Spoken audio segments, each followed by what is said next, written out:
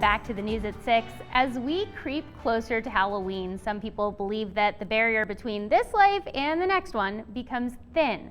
But as Andy Curtis found out, the spirit world is all around us and quite active in Montana. There's stories here in Helena that I can't tell. They're just too recent and too horrible. History doesn't always stay buried, something that Helena-based historian and author Ellen Baumler knows well. A good example is Helena's appropriately named Hangmans Tree, formerly located in the Hillsdale and Highland area of the capital city. Here, vigilantes would dispense their own brand of justice by placing a rope-wearing individual on the back of a horse. They would then send the horse running and the man swinging. But long after the tree was out of commission, activity seems to still be going on. Well, one of the really creepy stories is that there's a house that's still there that was in that pathway of the horse, the runaway horse.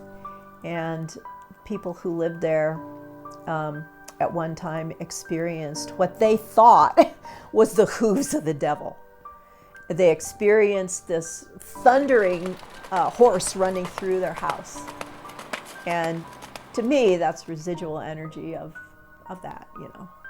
But Helena isn't the only place in the state that spirits call home. Along Highway 2, just outside of Saco, a rock believed to be sacred by many in the area was moved as the highway was being built.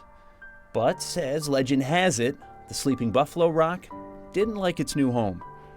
So after it was placed there, people began to hear this bellowing in the night, and it sounded like a bull buffalo. And they would call the police would come, they could tell it was coming from the park, and they would enter the gate and it would stop, you know.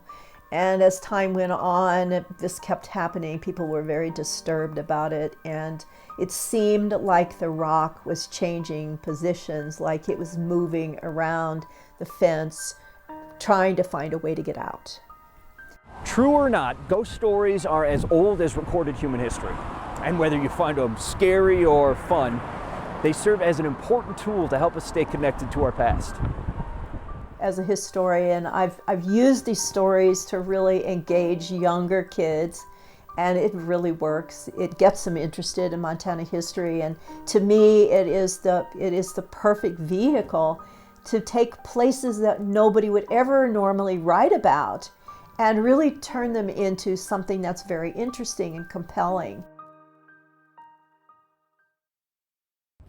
That was Andy Curtis reporting, and if that's not enough ghost stories for you, we have more. You can head over to our website and find a link for more ghost stories from Ellen and some of her work on our website. Again, ktvh.com.